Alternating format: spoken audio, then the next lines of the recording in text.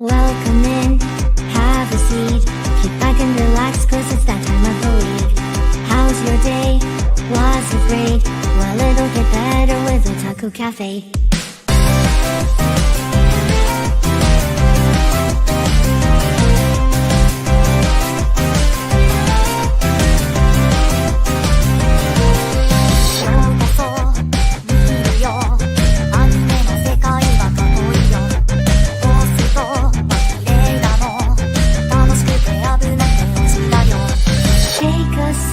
Nostalgia, let the memories bloom. All these stories in my head are gonna make me go boom. Kick back and relax, turn the volume to the max, bob your head until you're dead. Yeah!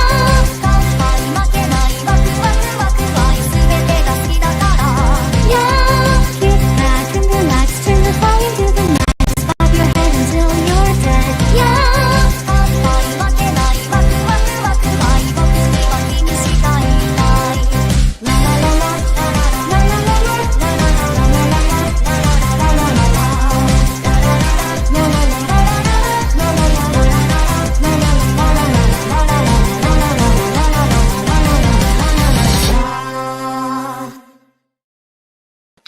Konbanwa, friends, and welcome back to another edition of the Otalku Cafe, where anime reviews roll on. My co-host for the week is not here quite yet, so I'm going to get the party started until he shows up. Then we'll do our togethers. I'm dropping a show, find out which one. Spoilers, if you guys know, you know, probably. But no, I am looking forward to talk about some of these shows. Some came back. We had some specials. I am Matt, aka your co-CEO or your head chef, or people know me in the Dirt Sheet panel. I am that corner reviewer for TNA every single Thursday. And to join me later, it will be the man that excelled at excellent service. It is Chris. But chat, hope you're all doing well. It's kind of hot where I am lately. I'm not getting that actual spring weather. No more winter BS, even though we are almost halfway through spring at this point. And then the dreaded summer. Not looking forward to that one. But I say Ethan is not here again due to being behind again. But you know what? That's fine. Hopefully he'll be here next week. If not, Chris will be here once again. But we're going to do a couple of news real quick. And then I'm going to start on my solo shows. And then if Chris is not here quite yet, I'm going to start our togethers. And then when Chris gets here, he'll do some of his solos, and then we'll cover the rest. And then we will do our top 5 later on after the show. So with that, let's just get this underway. Star Brighter Than the Sun has an official release date for fall 2025. For this one is Sei and Koki have been friends since childhood. One fateful day at the end of middle school, she has a revelation. Koki has grown up. Now they're in high school and she has another revelation. She has feelings for Koki. But Sei isn't the only girl who does. The question is, who does Koki have feelings for? I don't think I have this one added. Probably not. We'll see. That one. Wait, that's the one. That's one that has an official release date. The other one is Mechanical Marie. That one is also going to be for the fall 2025 lineup. This one I know I did have added to my watch list. The synopsis, real quick for this. Again, wealthy, handsome, and successful Arthur Louisetus is no stranger to the greed of people. Constantly doubting those around him, he has no faith in humanity. Thus, he makes a request for the perfect maid, a robot maid. However, this butler is unable to acquire such a servant due to technological limitations, so he finds the next best substitute. Marie Evans is a former child prodigy in martial arts, known for her lack of expression. Drowned in debt, she readily accepts the offer to be a maid that acts like a robot, while Arthur is often blunt towards humans. He cannot help but dote on his personal robot. In turn, Marie is moved by his drive and consideration towards her. Yep. Yep, this one I am at it. This looks pretty funny. Can't wait to see how this dynamic there is going to go. I'm glad it's not another summer one. The manga is done. It was all 6 volumes. I don't know how many chapters that is per se, but we will find out. So, awesome for that one. Moving on, we got Wand Dance. The manga is official for fall 2025 as well. Looks like it's a dance one. Kobaku Katani is starting in high school, and he plans to do what he's always done: go along with his friends, keep quiet, and not draw too much attention to himself.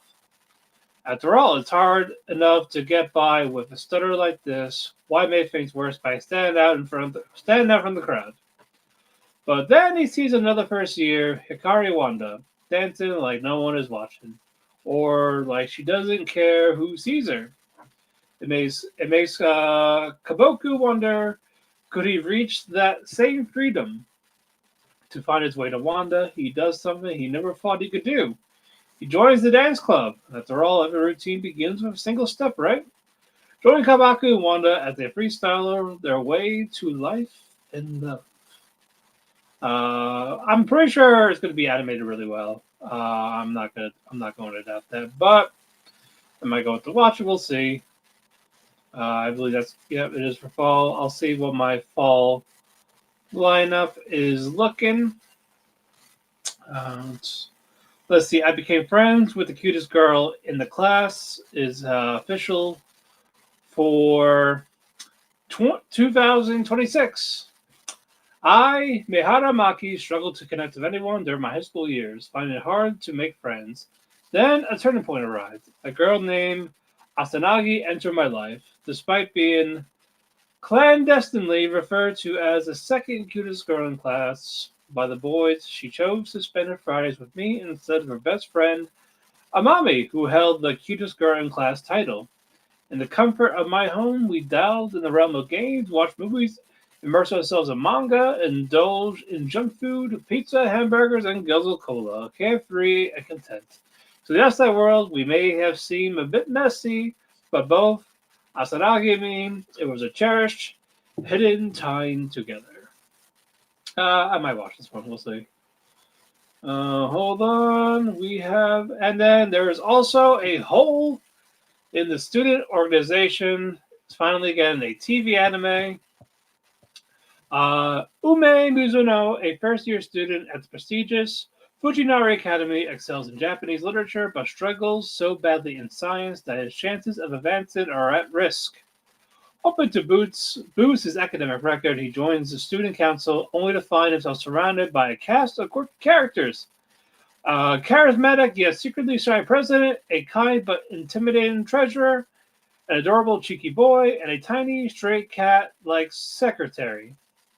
Thrown into a whirlwind of a chaotic daily life, Ume's school days are about to get a lot more unpredictable and a lot more lively. No release date for this yet. Salut! Hello, Tifo. How you doing? How you doing, buddy? Happy to have you here. If you're looking for NXT, that is going to be later on. I know this one. I know anime had a little bit of controversy on Twitter, but it's always Twitter, the cesspool of social media. Why can't there be college ones? I'm like, well, yes, we tried that. And when we do have, sorry, my spouse has sent me something.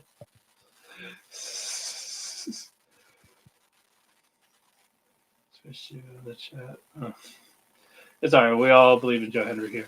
But any event, I know why aren't there shows about college? Well, we do have shows that involve college, but people still bitch and complain about that.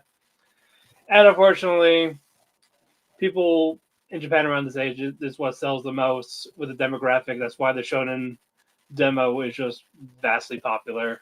Stuff like this sells more than the seinen, shoujus, joseis, all those multiple demographics. But I will watch this one. Next up, Roll Over and Die. I will fight for an ordinary life with my love and cursed sword. Light novel is again a TV anime. This one, Flum Apricot was never meant to be a hero. Despite zero stats across the board and a power she can't even use, she somehow finds herself included in a party of heroes. But Flum's life hits rock bottom when the party's renowned sage, Jen Intage, decides that the useless girl is dead weight and arranges to have her sold into slavery. Jesus Christ. Tossed into monsters to be feasted upon for her master's entertainment, Flum makes a desperate choice to reach for a cursed weapon, and something new awakens within her. A grim dark tale about a woman's blood-soaked quest to reclaim her life. Some type of gladiator shit here, but no, get revenge, girl. That's all I'm gonna say about that one. Anywho, and finally, Aoshi season 2 is announced for 2026. I unfortunately did not watch this one. I know it was a soccer anime that came out, but I chose Blue Lock instead. But no, I heard a lot of good things about it, so I'm glad this one got a season 2. But that is it for the news. Pretty light in terms of the news section, but we have plenty of reviews to talk about that have happened. So let us get to some of these, shall we? My first one is going to be the beginning after the end, and I think I've seen enough. Can't stand. It's hard. All I can stand that I can't stand is no more. Arthur has he's out in the woods after being teleported by Sylvia. So now his little adventure here begins. But he hears a group of bandits, and they are attacking, or they kidnapped this elfin girl. Sounds familiar because, Rudy befriends an elf girl in the beginning. But this one is kind of different. Anywho, so Arthur makes a plan to strike the bandits so he can save this elf girl, because they're going to sell her to slavery because elves in this world go for a pretty penny. So Arthur uses his mana, new stuff he learned to attack some of these bandits. And now these bandits seems like, oh, well, a kid like this is worth a lot more money than this elf girl. Elf girl. So Arthur struggles a little bit, but was able to take down the bandits and saves the elf girl named Tessia. So now Arthur is going to accompany Tessia back to her home kingdom, which is the opposite direction of where he needs to go. So they are doing this. They are bonding. Well, bonding kind of. Tessia talks to Arthur about, her home and all this.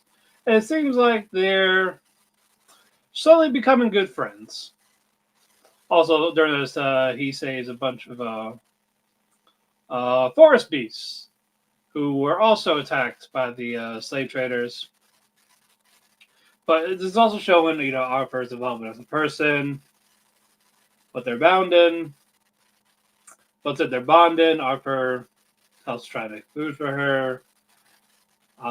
Even the horn wolf, one of the horn wolves, gives them a piece of meat or boar as a gift for thank you for, hey, make sure you kind of saved our lives there. Great. But we eventually get to the Elven Kingdom. Arthur escorts Tessia through that portal. And so far, not so nice with the elves. A lot of hostility.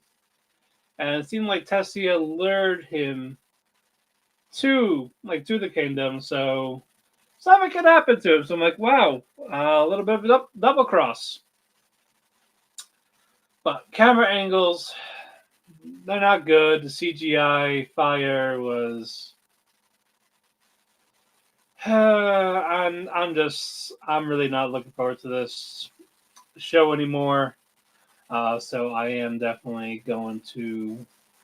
Yeah, I think I'm gonna call it quits here. I might watch. I'll probably watch one more for episode 5, and if it's just the same bland boringness of it, then I'm gonna call it quits because I don't know how long I can keep pretending there's something there. And both my friends read one read the light novel, one's currently reading it. Showed the comparison of the Elven Kingdom and the light novel, and this it's just sad. Like I really want to give it a chance. I want to take my friend's word for that. It is a good story, but there's a limit, and everyone's got a limit. So that one's done for right now. Next up, I'm the evil lord of an intergalactic empire. Came back. We had a couple weeks off. We had a couple weeks off and break because at the beginning, episodes 1, 2, and 3 all leaked out at once. So to make them go back to that weekly schedule, we had to wait until now for what we got here, and I'm glad it's back. It's still entertaining. Yasushi is still scamming Liam with with his techniques. He's not a Ronin or anything like that. He's just scamming the kid for money. And Liam doesn't know this. Amagi, the robot maid, she kinda has a feeling that is what's happening, but of course wants Liam to kind of figure that out on his own. He looks at the Gundam that his grandfather was the pilot of, this mobile suit, Black Knight Gundam thing, and so he wants it repaired. So he gets introduced to Nias Carlin, who is like the tech person.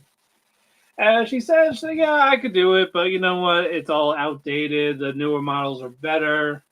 They don't make stuff for your model anymore, so it's going to cost a lot of money. But they don't care. Excuse me. But yeah, all of that doesn't matter. He wants it done, so she's going to happily oblige. And of course, she's also very fangirly of Amagi, the robot maid, because she's into mechanics and all that. So nice little fangirl moment there. But anywho, Liam is getting a little bit frustrated because, well, like his technique's not working, the flash technique. And Amagi tries to talk to him a little bit about it, and his idea is, well, the reason why maybe if I use magic, maybe that's what he's doing. If he does magic, make it look like I got cut, I can do it like that. So he's a little older. I don't know by how much, but Liam does the flash technique, even though he's just using his magic to make it seem like the sword is cutting them. As soon as he draws that out of the sheath, the mentor is like, he actually did it, by God. But he plays it off as that you still have a long ways to go. Stick with me, kid, and I'll help you learn this technique. So he still gets to keep his job, essentially. And then Nias comes back, says, hey, the mech's ready. So Liam is helping out, taking for a test drive. Nias is in the cockpit with him. And of course, young man sees a little bit of cleavage, or whatever you want to call it. He gets a little flustered. And the Gundam, or what do you want to call it, the mech, mobile suit, whatever you want to call it, it also moves by the person's thoughts, and the thought that came out was the Mexi was doing like a nipple pinch on like the outside, and so the butler and Yasushi see this. They're like, "What the hell?" Because Yasushi had a crush on this mechanic, and but Brian, the butler, he's happy because he thought Liam was only attracted to AI. But you see the nipple pinch, and then the mech is like dry humping. I'm laughing like this is stupid but hilarious at the same time. So Yasushi punishes Liam by putting him through rough trading, as they say, like throwing stuff at him while he's on the wall, standing on a log in the middle of a river. I was like, fun stuff, fun stuff. So I can't wait for episode 5. I'm glad it's back. I'm glad I don't have to wait any longer. But that was just, oof, my goodness. All right, moving on. We are going to do Sword of the Demon Hunter. Next, hold on, where are you? I swear I saw you. There we are. Next job, we're back at the soba shop, and hold on, what's that gentleman's name? Miura. He's like this emperor, or he's gonna be like the heir to the throne someday. And he keeps saying he sees his older brother Sadanaga at night. He's going missing and being erased from everyone's memory, like he's never existed, because the soba guy is like, oh, there's no brother. You're an only child. And even his own mother is saying this, like, oh, you have no brother. Like, but I swear I just saw him. But no one knows where he is, and he doesn't know why people are apparently forgetting about him. But Jinya, they ask Jinya for help. Well, the soba people do, because he's a regular at the shop. But Jinya was like, it's already 31, but then again, he doesn't age, so he probably tells people that, but I don't know his real age per se. Unless that is his real age, because they are in the Edo period. Jinya kind of blows off Miura, like, "Hey, I'm not interested. I hunt demons, not this. I'm not a detective, basically." But anywho, the soba people, the owner and the daughter, they kind of beg for the help. Like, hey, won't you just have a heart, help this guy out? Reluctantly, he says yes, but he does. But before that, meets up with another friend who I believe is getting married. I don't know her name, but but Jinya, he starts to talk. But the theory is that the brother was kidnapped by a demon. That to create her ideal family, she needed to cover the tracks by altering everyone's memories. So basically, this demon kidnapped the brother and makes people forget. This demon could have the family, and then people could just ignore it, basically. But we'd call it Vanatsu growing up. It's nice that her and Dina were spending time together. And but no, I'm sure we'll get the answers in the next episode. But no, these have been enjoyable for the most part. But I am still curious about how the rest of this is going to go. Or I wonder when the sister is going to show up again. It kind of has to be soon. Like, I don't know, maybe. I know probably before this half of the season's over, but before that, I don't know. We'll see. Next up, we are going to do the Shinuji family children. But we're let off with a cliffhanger with Oka confessing to Arata that she loves him, but it's not the way he thought it was. Basically saying, "Oh, I still love you like a brother," type of thing. basically, they're all teasing Arata. Like, oh, is he going to cave in and go for one of the sisters? Even though they want him to, they're just not going to admit it because I guess they essentially want him to. I know Katono does, Seiha, and Bonri. So everyone is trying to get a turn to see if they could try to win him over. I'm like, okay. But any event, so the sisters are they had a group chat. Basically, they could all coordinate, talk about it. Arata walked in the Seiha in the shower, or she's in the middle of getting dressed.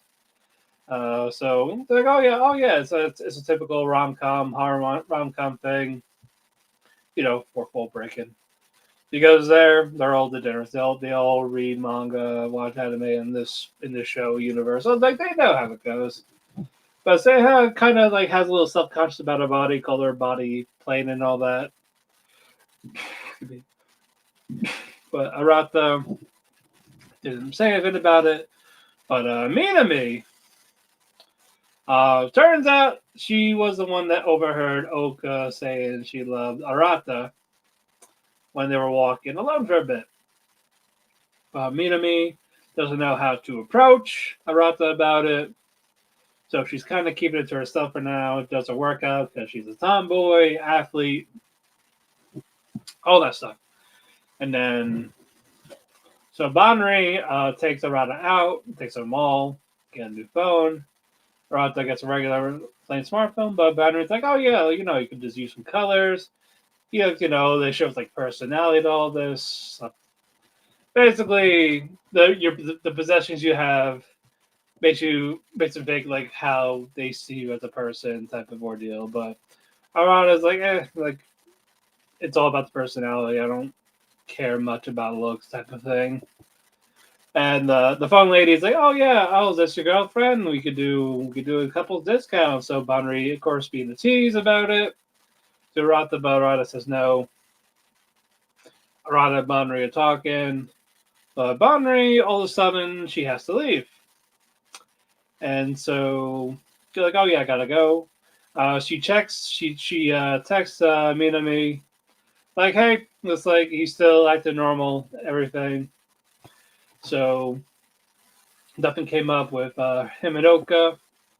So Minami texts like, okay, so we'll keep this between us.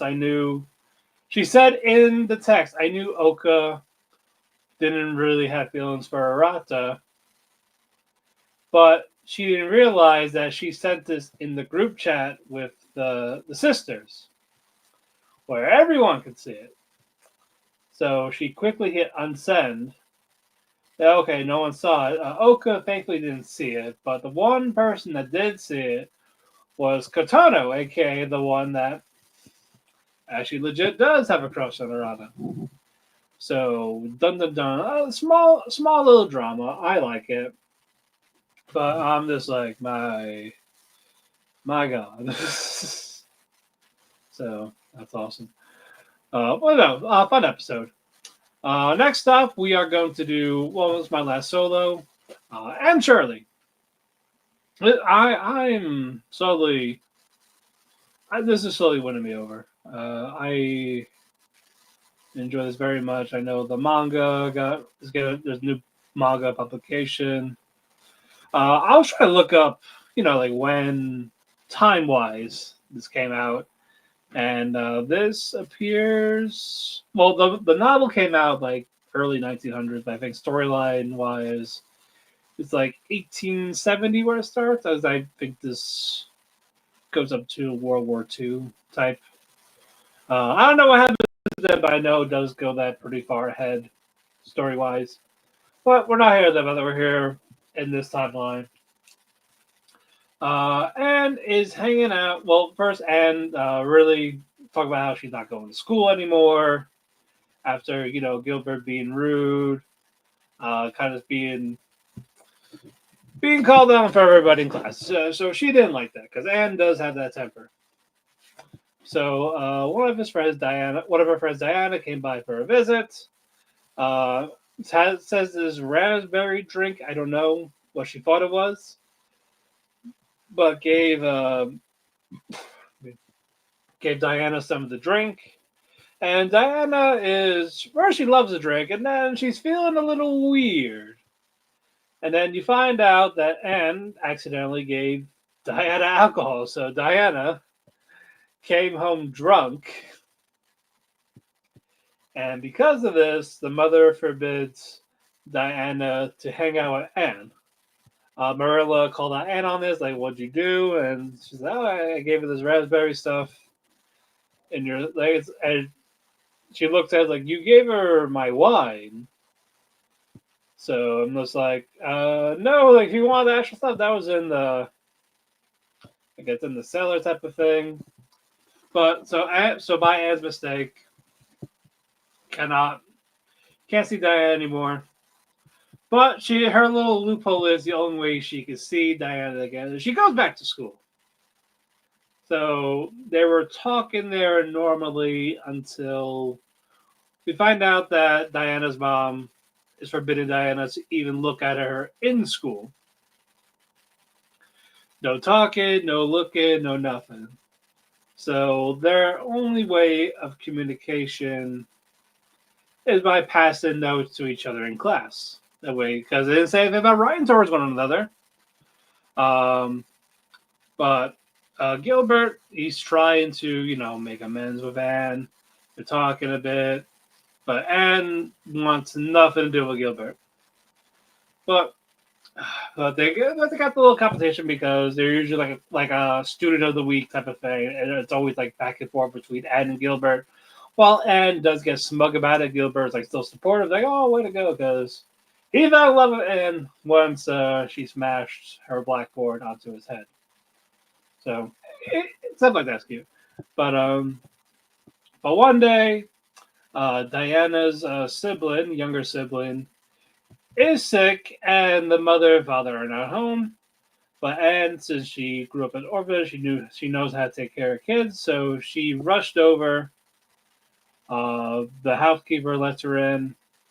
Anne starts helping taking care of the sick child until Matthew comes to bring the doctor. And even the doctor said, "Hey, if no one took care of her by the time I got there, your child will be dead because it's 1800 and lack of medicine, if you will." And so, because of this, Diana's mom is letting Diana hang out with Shirley again. So Anne is happy with glee, goes to reunite with Diana, and now their friendship can go back to blossom into something beautiful. No, this is definitely good stuff. Like I said, I never read the original novel or seen the original anime in the 1970s. So I don't have that nostalgia factor, so I like that all of this is fresh to me. So I'm seeing all this with fresh new eyes. So I love it for that. All right, that is it for my solos. I will do some togethers. So I'll start with a quick one. Light Horse Recoil. Chisato and Takina, they're talking about where they're gonna go, like vacation type of thing. But they're getting a phone call from the agency talking about there's a robber on the loose type of thing. But what do you call it?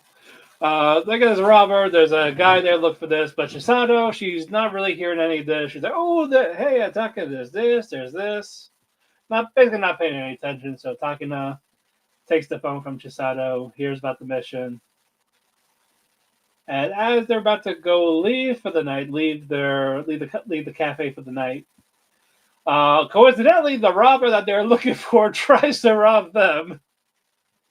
So Chisato and Taka look at the phone. Well, Chisato basically was able to get the guy's gun, and now she's holding him a gunpoint. Oh, and then they see what they're looking for, and they get very happy. I don't know what happened there, but I was just more like, okay, now that it's out of the way, I don't care. That's the ordeal. I just want season 2 at this point. That's really all I am looking forward to at this point. Like, just give me my season 2. But anywho, moving on, let us go with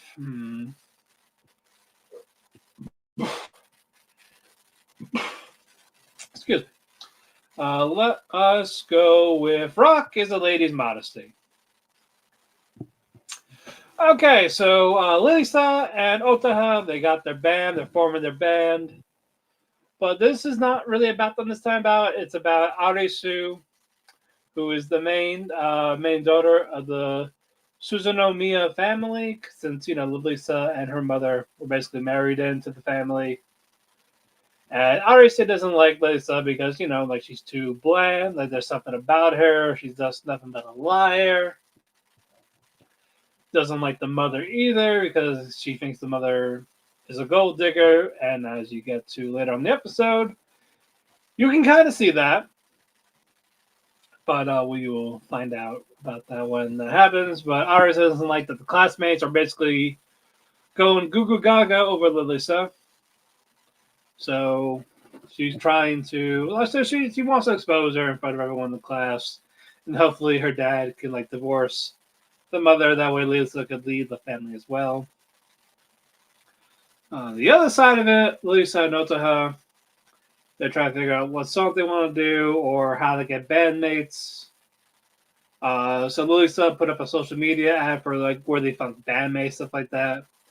A lot of negative feedback on it because like people that are like drunk, miss rehearsal, essay to people, all this stuff. Stuff you get in a typical rock band. So Lisa makes an ad for like a girls only, so it could be like a girls only band, which kind of makes sense because they're at an old girls school. But Lisa sees an ad for a symphony band that needs a bassist and a drummer because the ones that they had originally were one sick and travel issues, so they need someone for that. It's like a middle-aged group. They got guys and girls. Lisa says, "Hey, do you want to do this? So just to get our name out there, it's kind of like an official gig, small area, but you know what? If it gets our name out there, I'm all for it." But Ota asks Lisa, like, "So, well, wait. It asks for a bassist, not a guitarist. Do you know how to play the bass?" Thankfully, coincidentally, Lisa does know how to play the bass because she did that to. So she did that. That way, it would help her improve her guitar skills. So I'm like, you know what? That's actually kind of smart. But as they're playing, Arisa sees Lisa in the background. Like she's Lisa through the window. It's like, wait, that's in the abandoned building. As she goes to confront Otaha, says, "Hey, hi, how can I help you?" Because all of a sudden, Lisa sees Lisa with her violin. Like, oh, she did a whole switcheroo.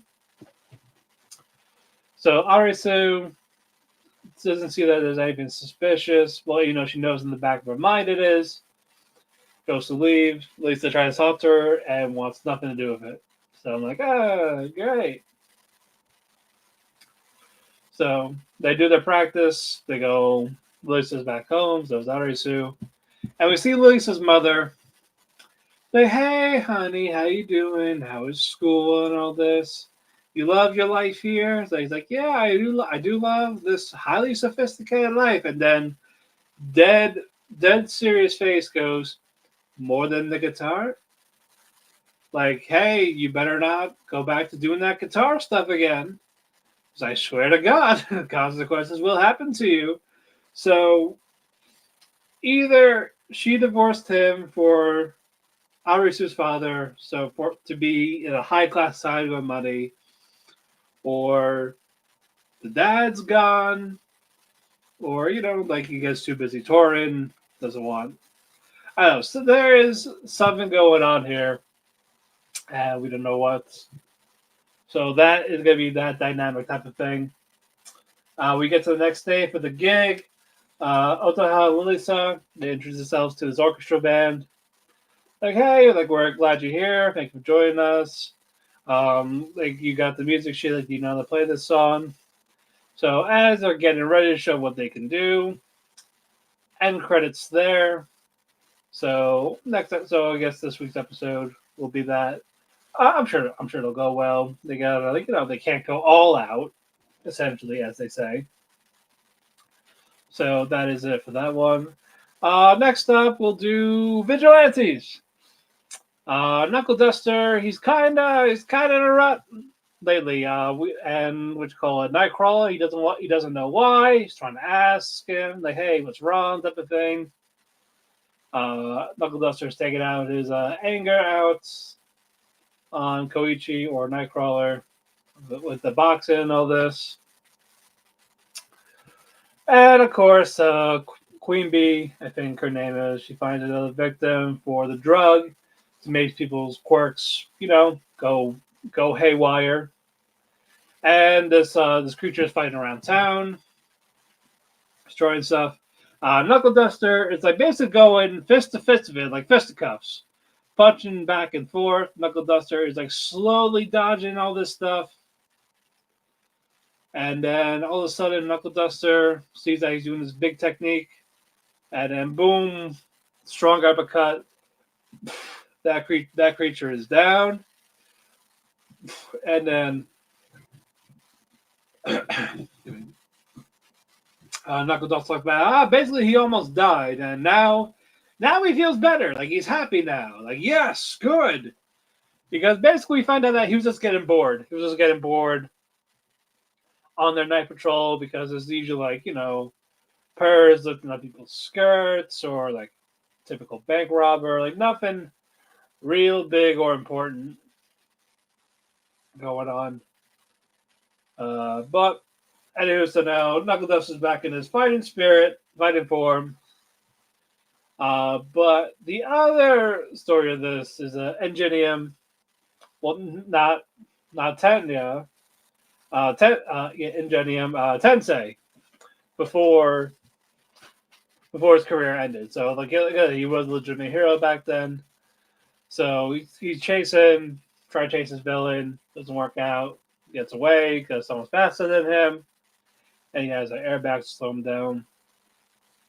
But during the run, Ingenium and Koichi, they share a talk, and Ingenium kind of helps him out with some advice with his quirk because he slides forward, backwards, left and right, but Coach talked about how he doesn't know how to hit the brakes.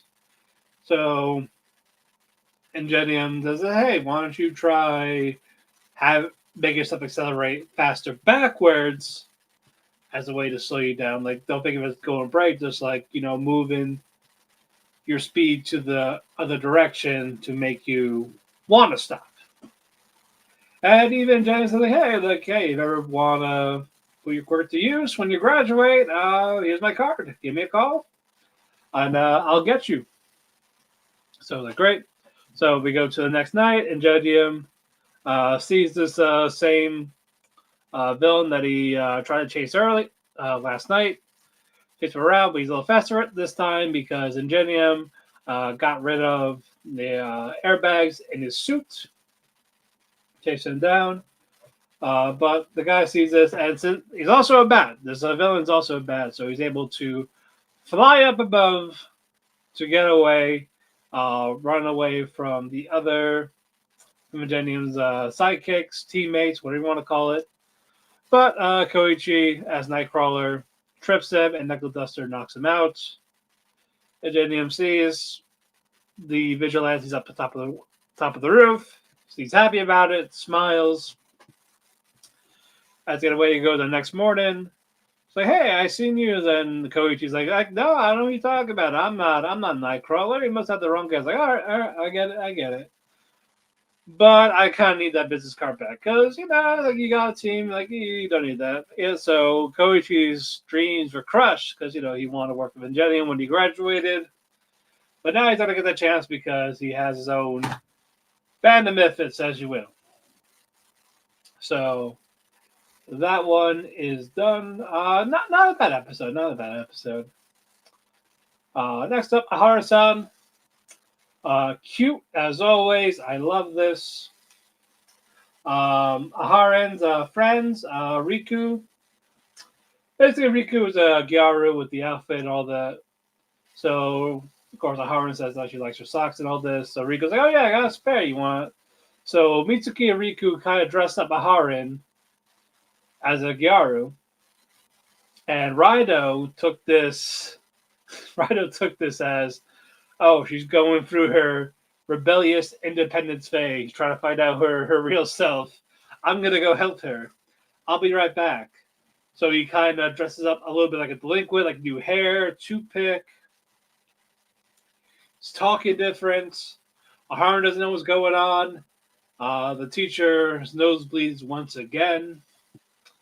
So Raido is just embracing this delinquent type of thing with Aharon as like they're hanging out and all this. We go to the next day. Aharon is out of the office. She's back to her school uniform. Tells Raido like, "Oh yeah, they just dressed me up that for the day. Like I'm good on it, not being that." So Raido quickly changes back into his normal clothes. Like, "Oh, I see. Okay." So that was part one. There's kind of like two, maybe three parts, depending on how you want to look at it. Aharon and Raido, they go to the arcade. Aharon takes them out for like an arcade date. And there's a gotcha idol game. Yes, you heard that right. A gotcha idol game. So you can customize your idol for this game. The more you put in it, you can get cards for like outfits, stuff like that. Raido kind of makes it look like himself, but as a girl. And then Raido is just like fall in love with this idol that he created. They're both obsessed with the idol game. They're watching the anime. They're playing the game on their phone. They're even going to the concert. They're going to like an actual concert of this. So they turn into big fans. Then Raido says like, well, idol worship is a lot of money. It's costing a lot of money. As they get and at the arcade, yeah, but that's right, Ethan. But anywho, the game is they got rid of the game because that series or whatever of it ended, so machines are done. Raido's upset because he bonded with this virtual idol character he created. And so, but they go to the arcade the next day, and it's a new game, new idol game. I guess like an updated version. So he has to make a new idol again. And of course, same thing happens again. Watching the anime, they got the stuff on the app, they went to a concert, and then the Raido sees that the old idol game got up that one came back into the arcade. And it just got to the point where it's like, all right, like maybe I should back away. Maybe I should not get involved in these gotchas. It's over. And now the final part is Raido sees Aharon learning instruments, sew some clothes, like looking up idol stuff. So Raido's like, oh, she should become an idol. Like, so his hyperactive imagination, assumption, whatever you want to call it. He's like, nope, I'm not. I can't do that again. I get way too excited, and then this happens. So we're not going to do that again. Maybe it's something else. But there's a little festival going on near the arcade area mall, and he sees that his sister was doing idol stuff like dancing with her friends, and she's embarrassed by it. Like, what are you doing here? And it's like, oh, I just happened to see you here. Turns out she was doing it as a favor. But now Raido sees Aharon with her brother and sister. So basically, his assumption was right that she was learning. So I was crazy. I was right. You do the thing. So they do that. They sing, dance. Well, we don't see the singing part, but the dancing part that was animated kind of nicely. Next day, so because right I thought about how he got confidence in himself more with how he thinks stuff like that. He's a Aharon with a face mask, and just assumes, oh, Aharon became a idol superstar overnight. And then it's just like that Haru just explains like, no, I hurt my throat from singing, and yeah, I'm just covering. Like, I'm not singing anymore.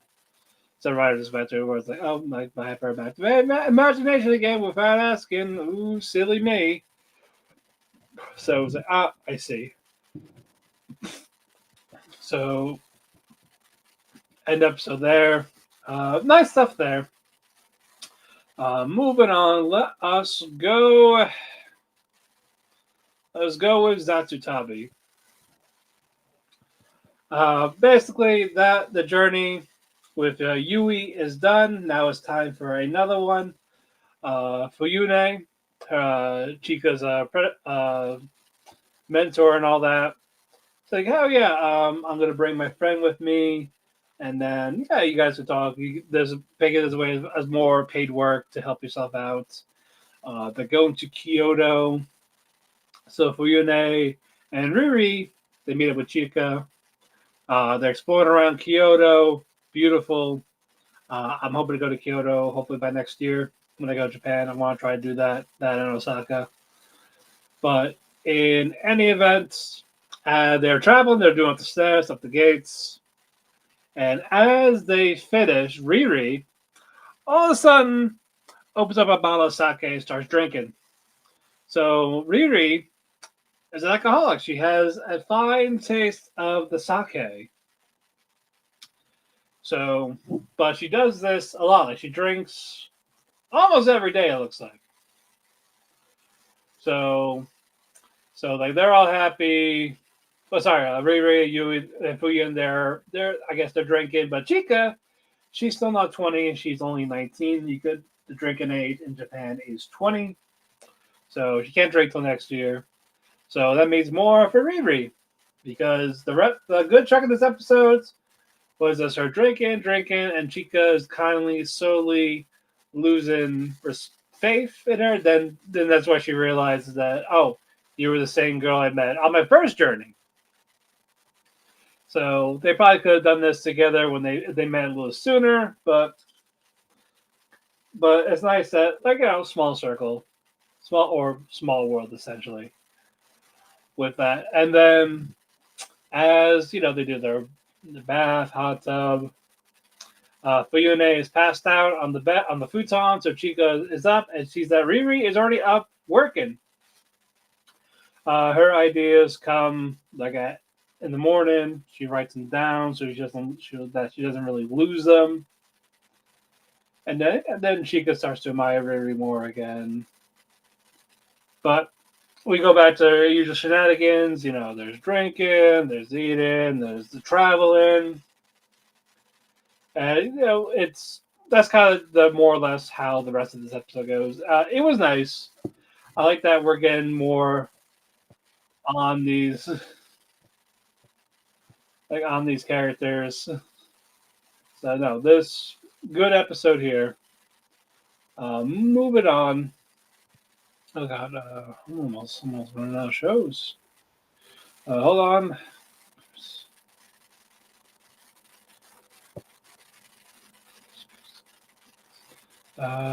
Okay. Moving on. Next episode, we are going. Let's do Summer Pockets. We get first in the beginning of it, we get a little flashback with Kanome. The friends she talked to when she was younger, like 10 years ago, and one coincidentally looks like Takahara. So I was like, okay, so maybe he has been here before, doesn't remember, or like something happened to make him want to forget. So I guess that's something that's going to happen later on in the series. Probably, definitely not now. But what you call it? Kushima is talking to Takahara, and basically, we have the treasure chest here, and it's all there's like 4 or 5 locks, and we all need a key for each one to unlock it. And to find these keys, we wrote down that we hid them away 10 years ago, but we all wrote down the clues as to where they could be. One assumed, like the ocean, but if it was really in the ocean at the beach, that thing's long gone. So, with that said, it wasn't that they take a break somewhere, they get a dictionary, and it turns out it was basically a shrine of some water god, like under the steps of that. They found the key for that. They were able to find another key, but for the other one, it was where birds start to flock or talk, or they migrate the most. But basically, a chicken coop, and it's like who has the most in terms of a chicken coop, and unfortunately, that's Shiraha. So with that, they go there, but they don't see Shiraha at the door. They see her grandfather. It's like, hey, who are you kids? Like, we're friends of hers. And they basically just goes nope and slams the door on them. Like, hey, no visitors. So Kushima has the idea of like, hey, what if we just did this? Like, what if we dressed up as school students? That way we could say we're friends from her at school. But since Takahara doesn't go to school here, doesn't know school uniform, so Takahara asks Ao, the girl who keeps walking in on or whatever, like, hey, can we buy your school uniform? We need it for something. Kushima puts on, it's a little tight on her. Of course, Takahara looks at her, kind of oogling. But apparently that was enough to make this work. Shiraha sees them. Like, what are you guys looking for? They see like a broken piece of wood on top. But that not first they didn't find the key. Instead, it was a Playboy magazine, kind of, whatever their version of that is. And Shiraha assumes that that's why they were here. Takahara's like, no, that's not it. That's not it. But eventually, he found the key on top of there. And then, then they were telling Shiraha, like, oh yeah, we're doing all this to find so and so. And you want to join us? And it's just like, no, no, I'm good. So, doesn't want, even though she kind of likes Takahara, but doesn't want to say it. But they now have all the keys. They unlock it, and they open it up. There's pieces of paper. It talks about what they found when they were younger.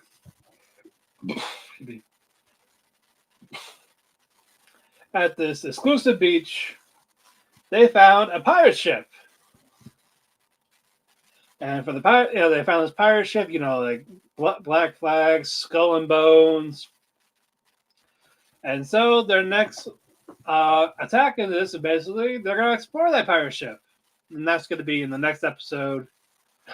This is nice. It's a slow burn, but it's like the treasure is like, oh man, and of course made the joke, Kushima is looking for the One Piece, and so this is how her journey of that begins. I'm just like, no. let's not do that. Okay, moving on, we are going to do Lazarus.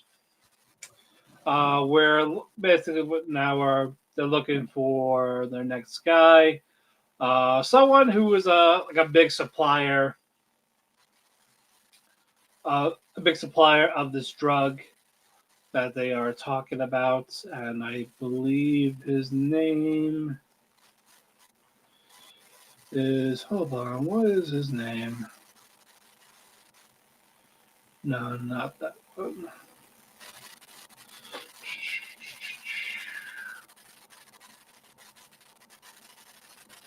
No, hold on. Yeah, this person's name is Sam.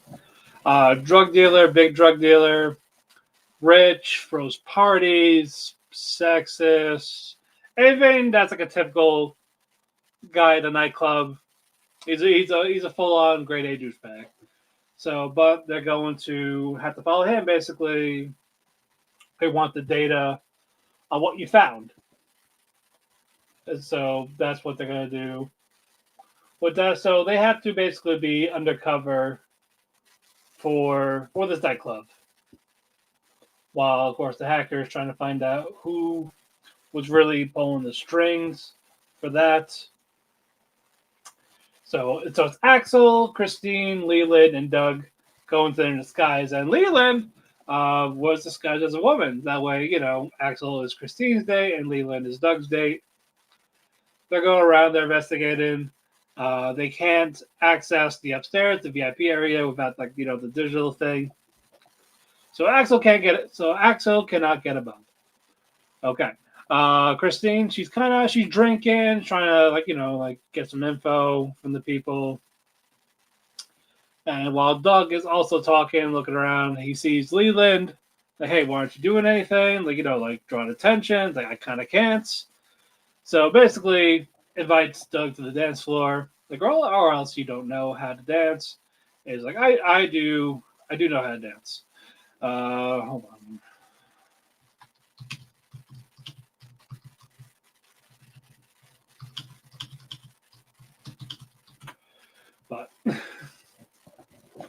But anywho, Doug and Leland are now dancing. Doug is kind of popular with the people.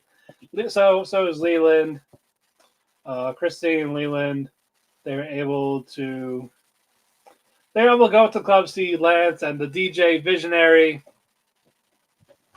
But Elena, the hacker, she found out there was a transaction made not too long ago, trying to find out who is the one that is doing that. So as they're going there, but we're going to find the truth of that in a second. Axel was able to knock out one of the party goers to try to get.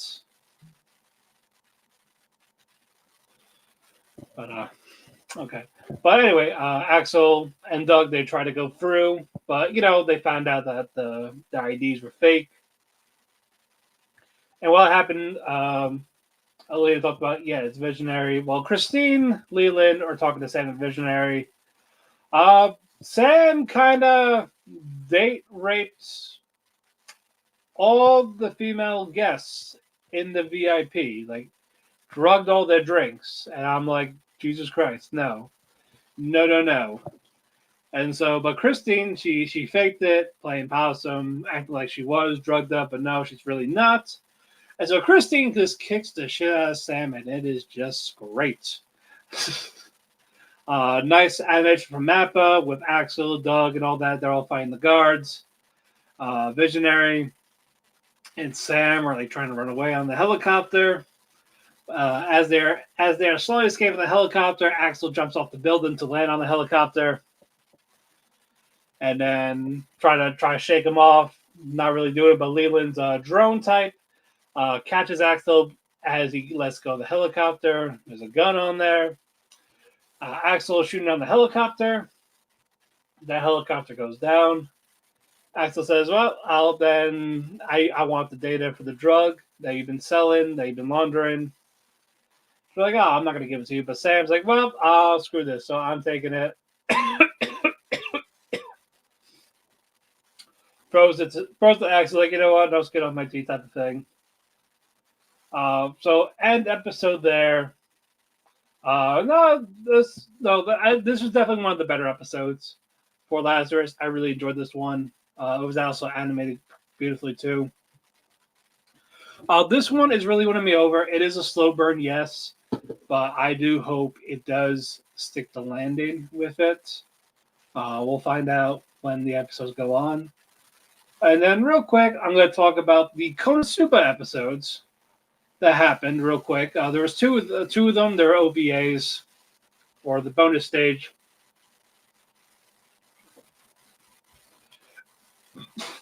But story one is basically the great spirit that goes there, the hurricanes, this great spirit of the storms, comes by once a year to let out this extra energy it possesses, and they basically you have to use stronger mages to basically knock it out.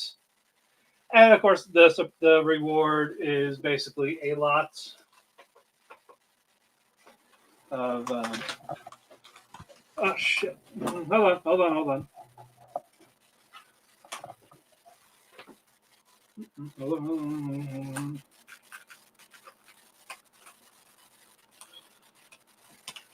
Sorry about that, folks. Dropped my headset.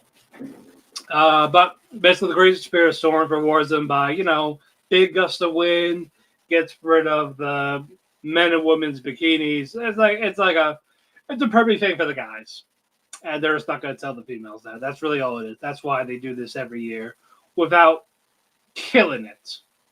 Like they don't want to kill the Great Spirit. They just want to do that, and that's their reward. But they don't tell the girls that. So Aqua tries to talk to this Great Spirit of Storms, and Aqua understands what the Great Spirit is saying. He just speaks a different language. Aqua gets really pissed off, and then it gets blown back. She's arguing with it. Cosmo's basically like stop antagonizing it. And as basically Cosmo tries to swim away with Aqua, Yu-Yun, Wiz, and Megumin, they use their magic on the Great Spirit of Storms. The Great Spirit was able to release all that negative energy.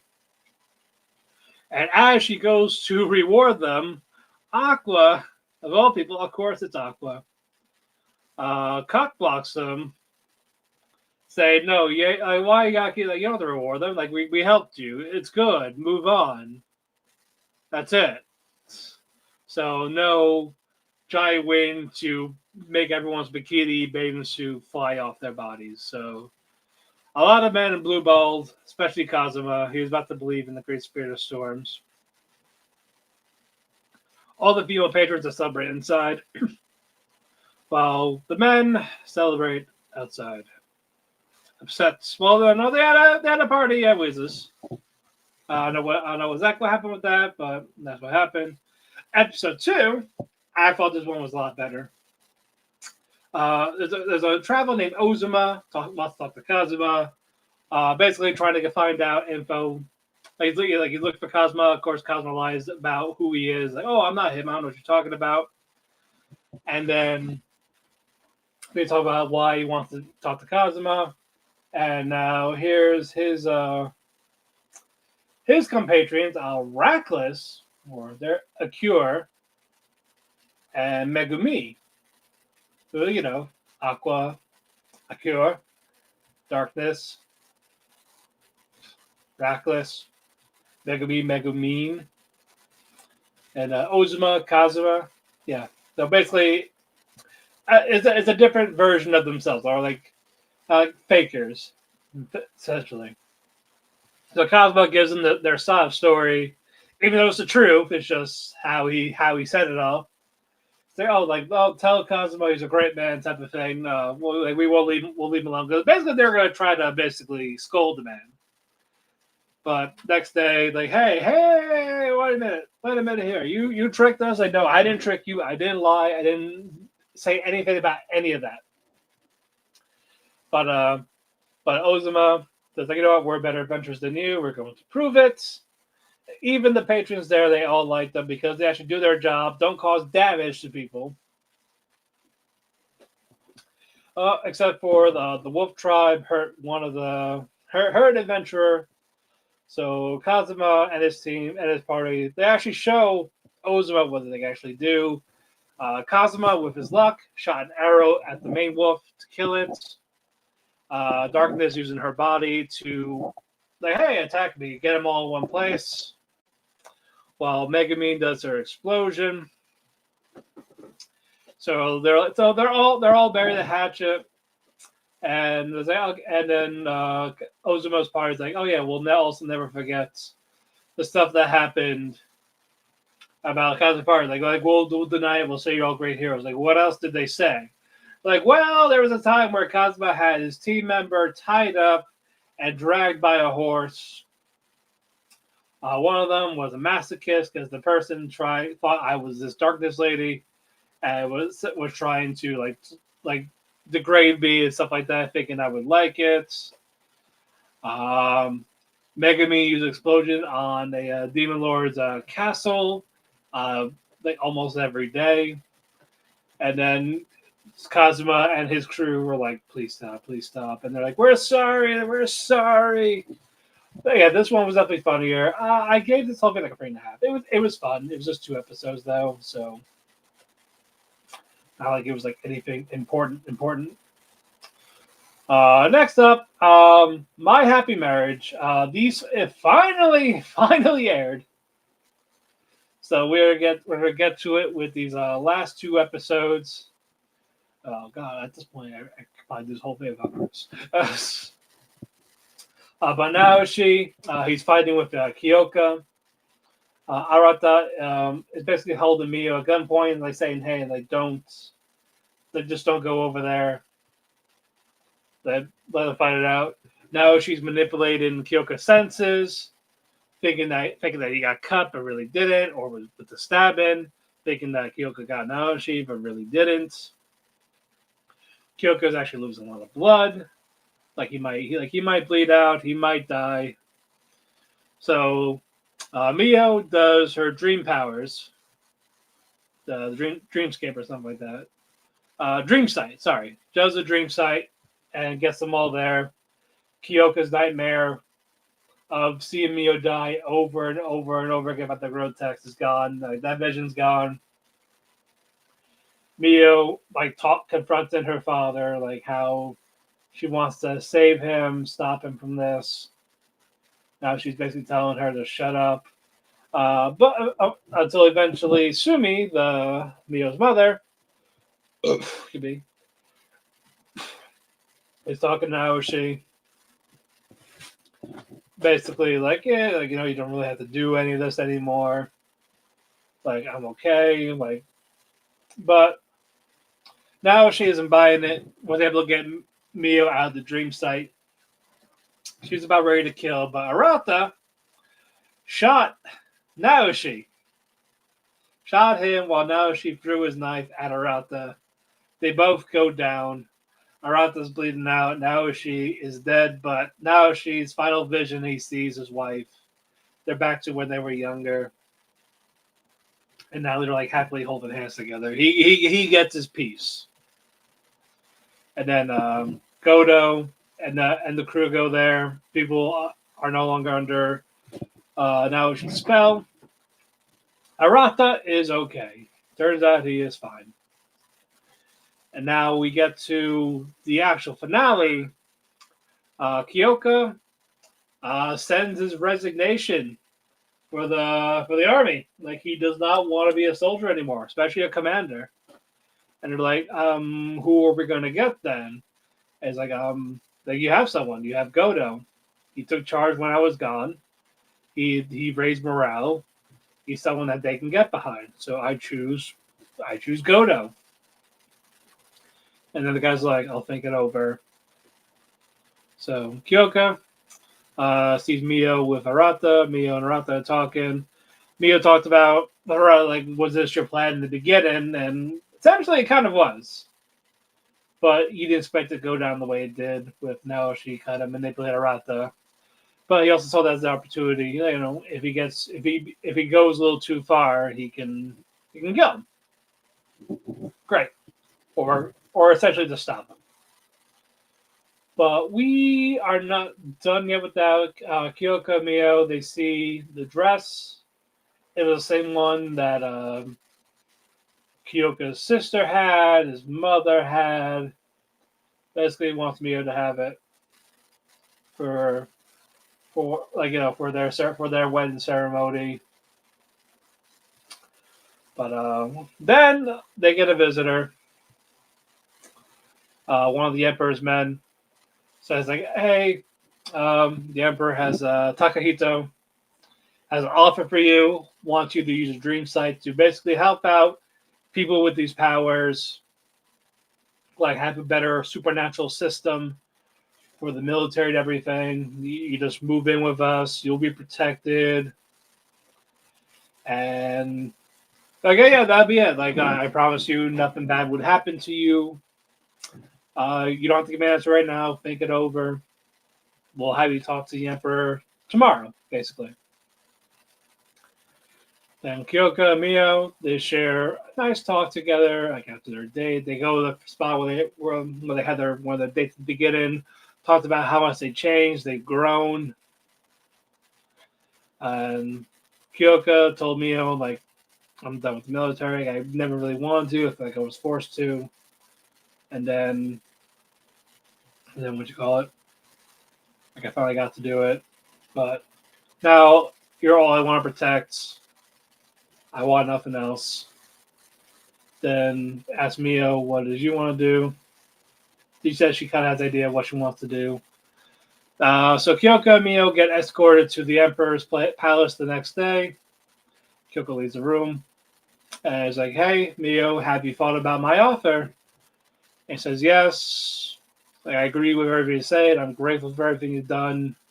But I'm going to have to respectfully decline. Like, I actually found something worth caring about.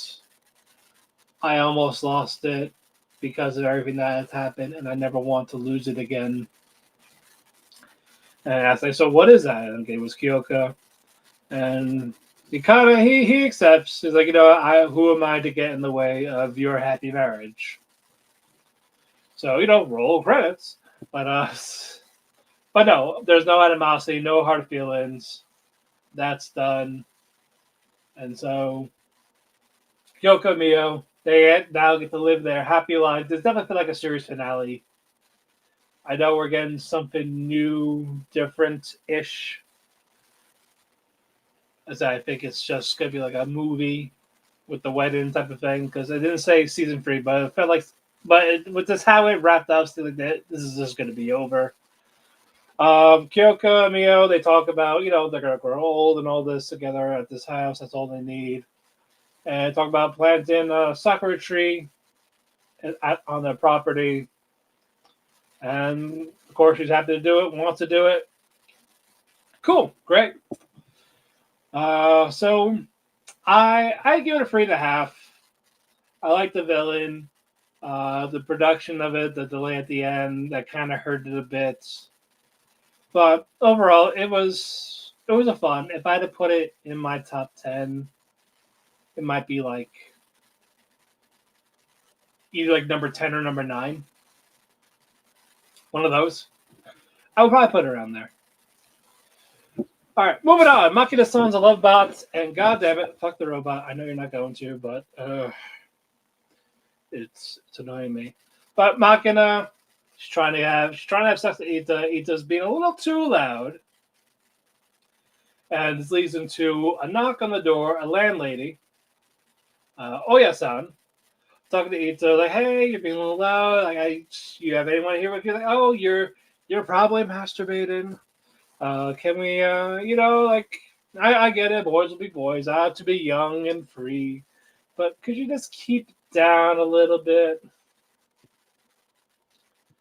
And then, I can't say, "Hey, I have a robot here who's trying to have sex with me, even though I don't want it, like an incel that I am." But what you call it? But Makina, she's got to go back to school. Hold on. I was reading him. God damn it, Ethan. But never curse, sorry. But anywho, Makina says she's meeting up with Mamimi for need a new school uniform and all that. Because she really has no outfits except for this kind of sexy outfit, dress, whatever you want to call it, that she could generate. So Makina, she's wearing jeans and all this, jeans, top, I guess from Ita's closet because it looks really tight on her. She's testing her body out by stretching. Says, she has her left leg is a little busted with the being loose. So, but of course the leg pops out of the socket. But thankfully she's wearing the pants, so it's not like it's really falling off. So Ata sees this, so he's like, all right, let go to the bathroom with me. I'll help fix it real quick. Because her friend's running late. As Mamimi sees Makina, Ata with his his hoodie and all that, like trying to be in the skies, grabs Makina as if it was a kidnapping scene, and just drags her to the bathroom. She's trying to fix her leg, and of course she's bent over. He's behind her, trying to put the leg back in. She's saying wrong hole in all this. I guess she's moaning in a sense. But I guess pops back in as Manami opens that bathroom door. She's Makina by herself. And it's just like, oh, I thought I heard a boy here. Oh no, you're just imagining things. Your lewd thoughts. And of course, I'm not gonna eat to get home, not gonna season him. And this course, he screams, but the landlady knocks on that door again. Like, hey, what did I tell you about keeping it down? Keeping it down in there, you degenerates. And he goes, I'm sorry, I'm sorry. But credits roll. I'm tired. I'm tired of the Virgin Energy, man. It's just not doing it for me. All right. Moving on. We're gonna do Kowloon Generic Romance. We picked up where we left off. Reiko, she passed out. Of course, we got a flashback with Kujirai B hanging out with Hajime, and Miyuki is talking to, I guess, his double. I don't know what his secondary or whatever it is. They're mentioning about Kurijai. It's like, there's about a clone type of thing. It's like, there is no second because they don't have birthmarks. This one does. And then Miyuki's like, ooh, interesting. But Reiko wakes up. Hajime is sitting. He was sleeping, sitting down on the chair while she had the bed. Hajime asked her, hey, so do you want to know what really happened with my Kujirai? And Reiko tells him no.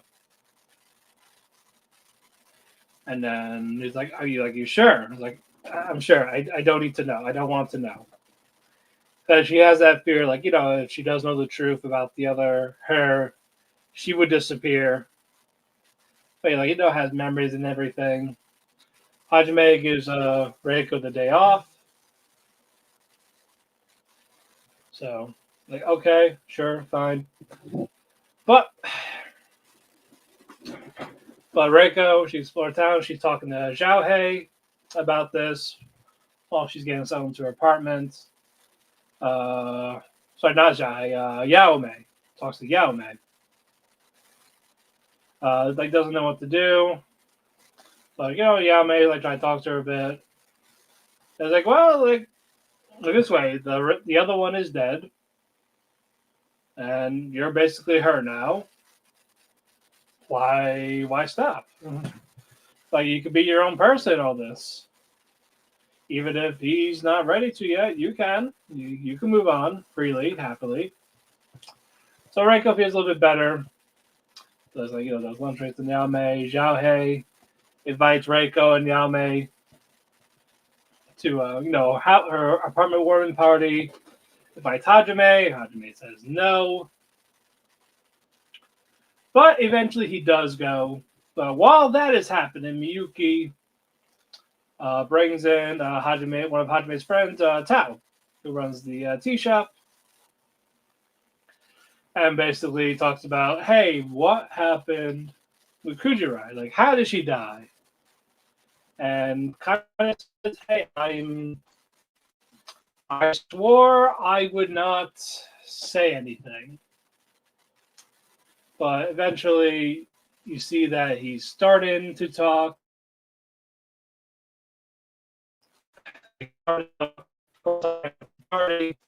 As Reiko and Hajime, they have a smoke break. They're walking home. Reiko asks Hajime type of thing. And Hajime looks at Kujirai as like, do you want to know how I killed Kujirai? So drops out, he apparently killed Kujirai B. And my jaw dropped. I was just like, what? It's like, no way. So I thought that was wild. And I really liked that. Really good stuff. But now, moving on, Gundam G-Quicks. pick it up where we left off. Amate and Shuji. Well, Shuji in this world has the Red Gundam, so I don't know what happened to Char. I really don't know what happened to Char in this one, but Shuji has the Red Gundam now. And Char is mentioned in episode 3, just not much. But Shuji didn't have money for his food, so Mate proposes, why don't we do like a tag battle, clan battle? You know how that goes. We team up, we can get some money. So they eventually do that for episode 3. Amate saves Shuji. But for the next episode, what we got for episode 4, they all want to know about who this Red Gundam is. Who is the Red Gundam? Who pilots it? Can we capture it? But I'm glad this one has this one focuses a little bit more on Shuji in this one. Talk about how he wants to go to Earth. Well, that's what the Red Gundam wants. The Red Gundam wants to go to Earth, and Shuji wants to go with the Red Gundam. But we see our next character, Shiko, who was in the war. She was a pilot. Not anymore. Has a hatred for new types. She has a husband, son, but she wants to look for the Red Gundam because the Red Gundam killed her Mav. So it's kind of personal to her. She wants that closure type. So yeah, she has this hatred for the new types. But Amate tells her mom she wants to become a jellyfish, and the mother scolds her. It's like, oh, you told me I could be anything I wanted to be. But nice little funny interaction here. But they get a thing that they're gonna fight the witch, who is Shiko. Is getting the clan battle against Shuji and Amate for that way she can hopefully get her revenge. She's very skilled with her mech. He does how to dodge, evade really well. Was able to get a couple of hits on Amate and Shuji. She really wants to kill Shuji. Doesn't believe in new types. Thinks it's Xeon propaganda. Hates the new types. And her teammates, Shiko's teammates, are trying to stop her. Like, hey, that's enough. You don't have to kill. It's just a duel. Don't have to go that far. Don't care. They don't care. I'm going to do this. And Shuji, and like a bird, like Shuji, in his face, no, I can't die here yet. So because the Gundam does not want me to die, so I am not going to die here. Shuji was able to dodge Shiko's attacks. Amate was trying to stop Shuji and Shiko from fighting. But unfortunately, this led to Shuji stabbing Shiko's Gundam in the back, and that Gundam blows up. Shiko is dead, so I feel bad for the husband and son because she's gone too far with her obsession. The music at that was a nice little tug at the heartstrings, but at least she'll be with her Mav now. Sad stuff, very, very sad stuff there. But no, I'm digging it. I'm with it. Good stuff. All right. Moving on. Chris is still not here, guys. I believe Chris has died because I got 3 more shows to talk about. So he's just not here. I'm just gonna do without him. Hold on.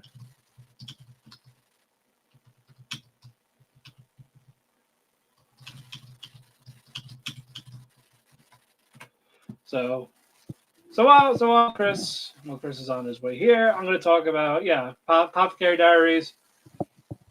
But I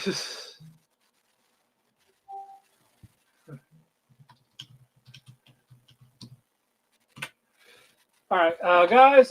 Chris will not be here, so yeah, I'm not now just gonna do solo for the rest of these. Mad Mao's father, he's like talking to everyone again because return to the rear palace, getting the respect he deserves.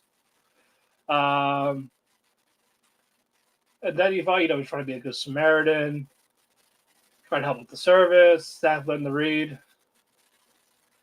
But turns out it's you remember when a couple episodes ago with the abortion medicine plotline that from the one of the pavilions tried to sabotage.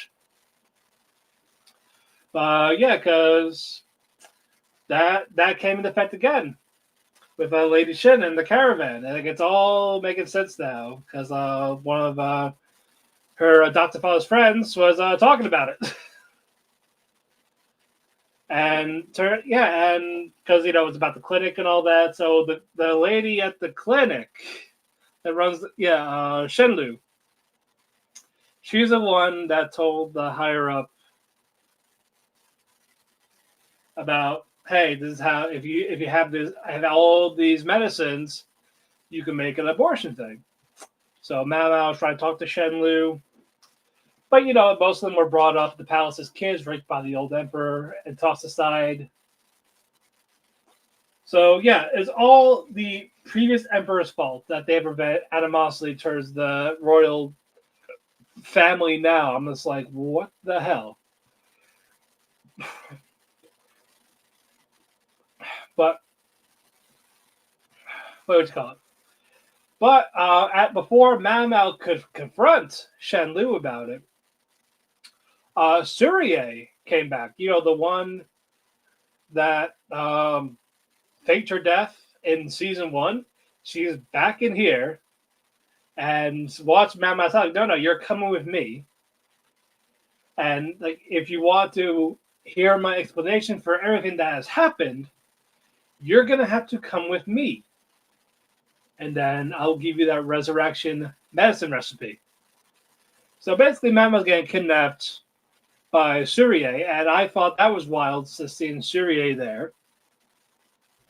And on the other subplot, Locken is back. Locken's back. He's totally on to Shishio being in on the Jinshi assassination plot.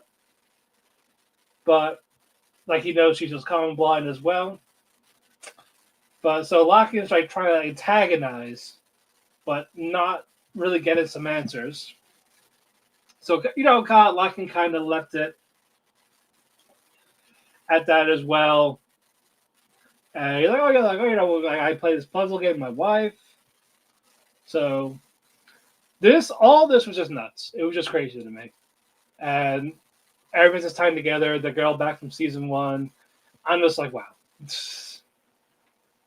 Great stuff. Co-main event, Shoshimin, How to Become Ordinary. Urino, basically, he's been writing for the paper. He's in charge now. And now, basically, he's trying to find out when the next arson is going to happen. So he brings one of his colleagues there, classmates. At this point, Urino, he's like, they're riding around their bikes. And while he is looking, he gets a call. And that call was for Osanai. So I guess it was a way to throw him off, unless there is a second arsonist. But it seems like Osanai is the actual arsonist for this one. And then, and so she used that phone call to trick him while someone to decoy. But another fire happened. They failed to find out who did it. But we kind of got a lead into who could be involved in it, and they're suspected it's the brother of a firefighter from one of the colleagues. As you know, his brother's a firefighter. Maybe,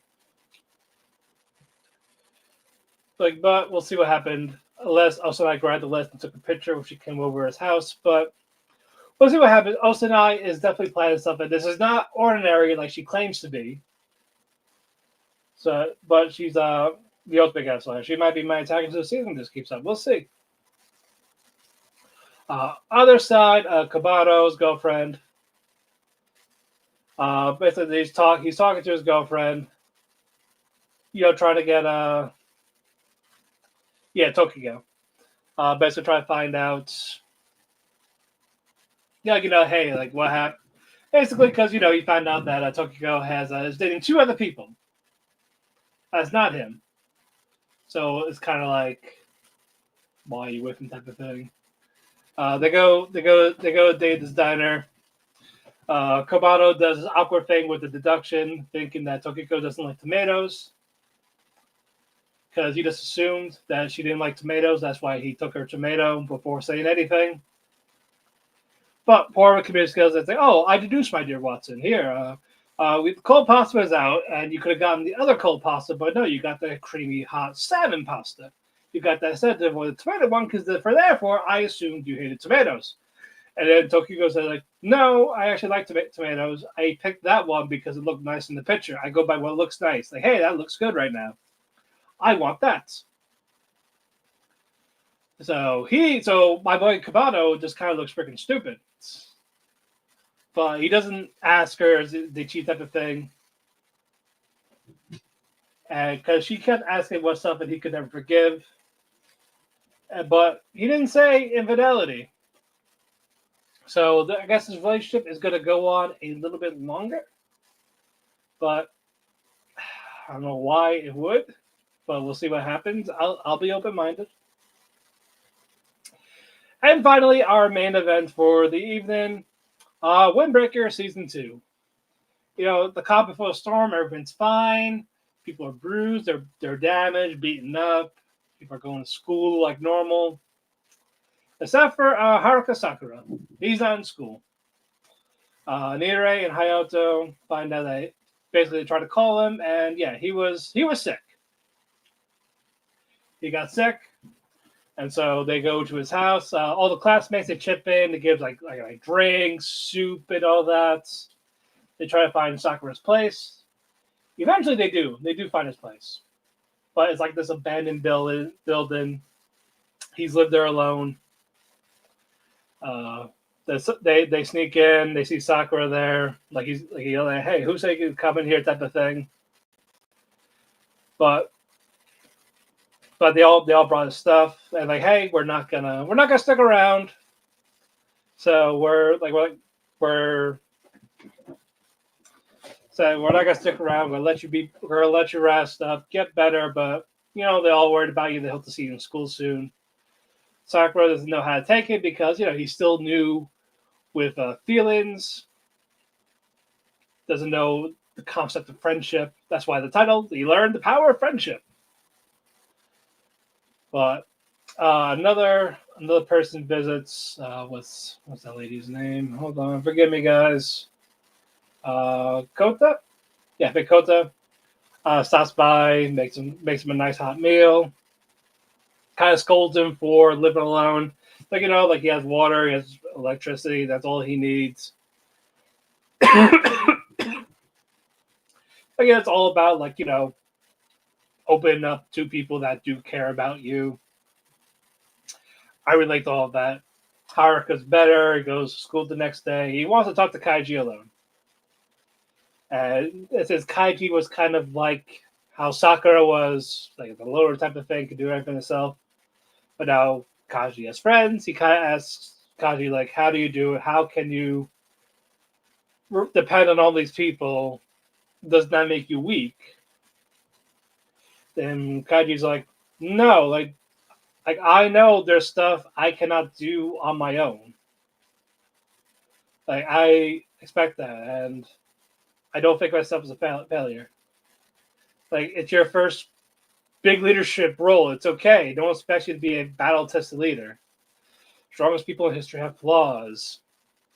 Rely on, forgive, be forgiven. That's how you stay together.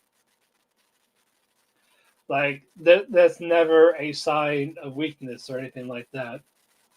So all that heart to heart did kind of go through with Sakura, And fucking Toma and Hajime, they heard this.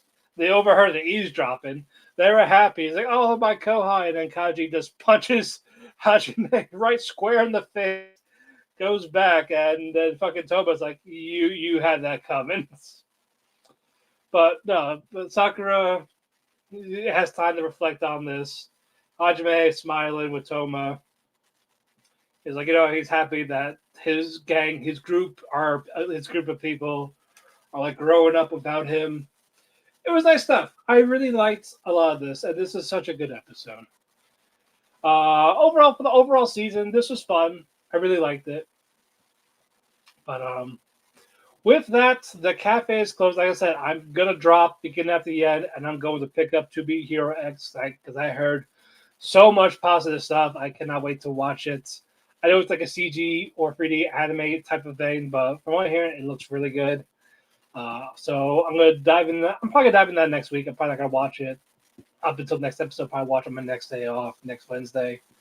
But guys, with that, the cafe is closed. You can follow me on Twitter at DamonPhoenix12. Follow my Instagram at HouseHusbandCosplay. You can follow Ethan at Showstopper24 or Instagram Daisuke24. We want to thank WM2 Network, Dershi Radio, and Chairshot Media for hosting us on their social media platforms. Listen to us on audio, whether it's Amazon, Spotify, Apple Music, and please give us a 5-star rating. It really does help us out, and it means a lot to us. If you want the video replay, just type in Otalku Cafe on YouTube. We're on both Dershi Radio and the W2 Network's Facebook, YouTube pages. One of the Facebook, so give them a shout out at W2 Network and at Dershi Radio. And with that, we'll be here next week. I don't know who's going to be here. We'll see. It could be Ethan, it could be Chris, or it could just be me again. I'm prepared. So I'm very sorry that I'm all over the place today. I did not expect to be by myself during this. But with that, always to me, and good night, everybody.